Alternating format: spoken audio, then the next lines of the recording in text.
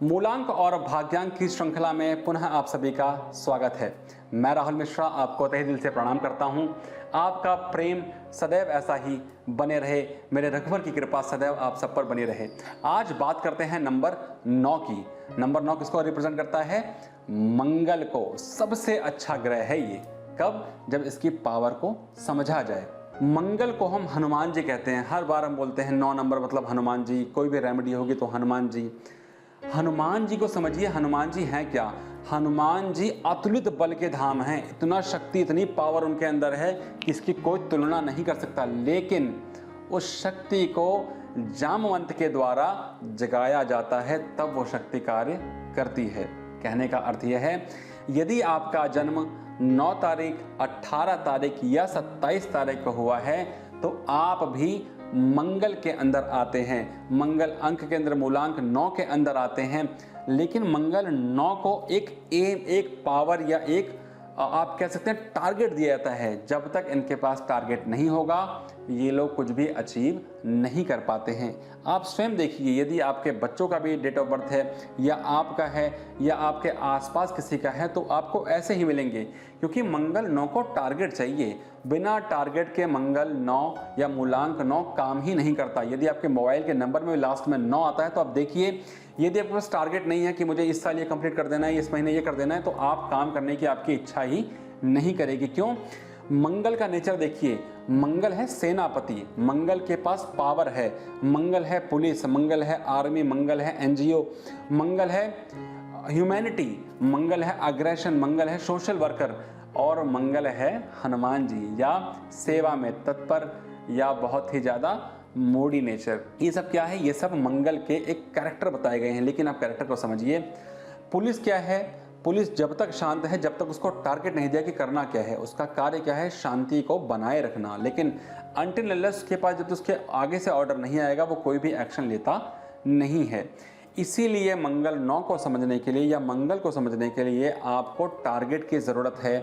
यदि आपका नंबर है तो टारगेट बेस पे ही काम करिए, क्योंकि टारगेट बेस पे ही आपका हमेशा काम अच्छा हो सकता है। यदि आप पढ़ाई में हैं, कोई भी सेक्टर आप पढ़ रहे हैं, चाहे छोटी क्लासेस में हैं, बड़ी क्लासेस में हैं, कॉलेजेस में हैं या उससे टॉप शॉट्स में हैं, तो देखिए टारगेट बेस पे काम करना शुरू करिए, क्योंकि जब आप टारगेट बेसिस पे काम करेंगे तो आपको रिजल्ट्स आने स्टार्ट हो जाएगा। क्योंकि ये नंबर बहुत ही ज़्यादा अग्रेशन का है, युद्ध का है, क्रोध का है, साहस का है। तो जब तक उसको आप सेटल नहीं करेंगे, एक वे नहीं देंगे, एक रास्ता नहीं दिखाएंगे, तो आप खुद ही भटकाव में आ जाएंगे। ऐसे जातक अपने परिवार को कम समय देते हैं और समाज को अधिक समय देते हैं। इनको समाज ज़्यादा प्रिय होता है, क्योंकि 7 नंबर आप देखेंगे केतु है। लेकिन केतु क्या है कि मंगल का बहुत बड़ा पावर, लेकिन छोटी से मंगल की फॉर्म क्या है? समाज। समाज को चलाने के लिए मंगल की आवश्यकता पड़ती जरूर है। मंगल को जितना मर्जी कार्य करा लीजिए वो थकता नहीं है। कब? जब तक वह स्वयं खुश है, अर्थात उसके पास टारगेट है। जैसे टारगेट नहीं होगा वो डाउन हो जाएगा। अब समझते हैं कैटेगरी वाइज कि कौन सी कैटेगरी में ये नंबर आपका किस प्रकार से काम करता है। यदि बात करता हूँ ए कैटेगरी की, तो ए कैटेगरी में आता है नंबर 9, स्वयं 9, जिसका डेट ऑफ बर्थ 9 तारीख का है, महीने में किसी भी 9 तारीख को पैदा हुए हैं, वो ए कैटेगरी में आते हैं, क्योंकि 9 नंबर अपने आप में बहुत ही शुभ माना गया है। और ऐसे लोग जब सेवा रूप में कार्य करना प्रारंभ करें तो इनको निश्चित ही इनका जो भी इनका टारगेट होता है, जो भी इनकी अचीवमेंट्स होती हैं, वो इजीली इनको मिल जाती है।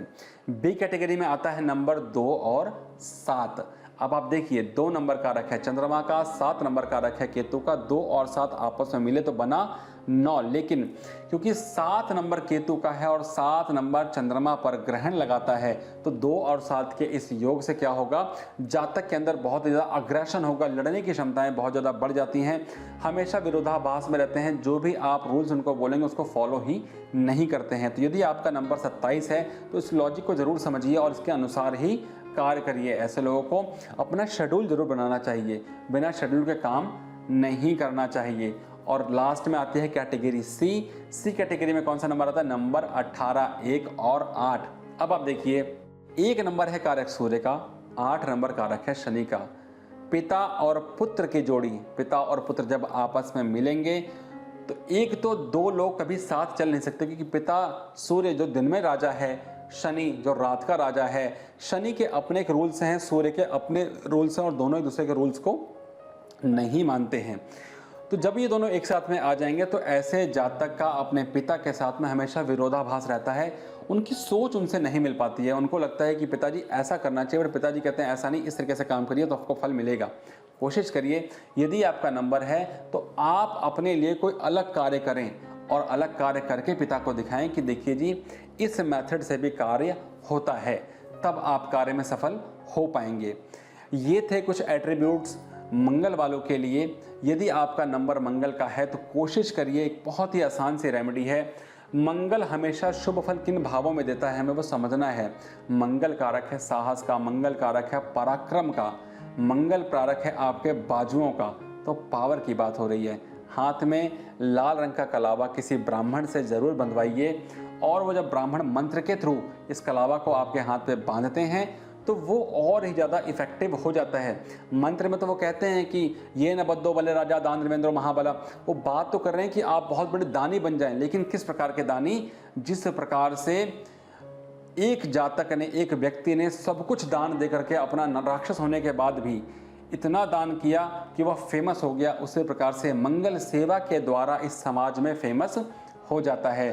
और यही वो जातक हैं जो अच्छे लीडर बन पाते हैं। आशा करता हूँ कि यह वीडियो आपको पसंद आई होगी। यदि आप इसके बारे में और जानकारी चाहते हैं तो प्लीज़ कमेंट बॉक्स में ज़रूर मेंशन करें, ताकि इस टॉपिक को हम और बड़ा बना सकें या और चीज़ें आपको समझा सकें। यदि आप पहली बार इस चैनल पर आए हैं तो मैं आपसे रिक्वेस्ट करूँगा, कृपया चैनल को सब्सक्राइब ज़रूर करें। वीडियो को अंत तक देखने के लिए बहुत बहुत धन्यवाद। आपका दिन शुभ हो। जय सीताराम।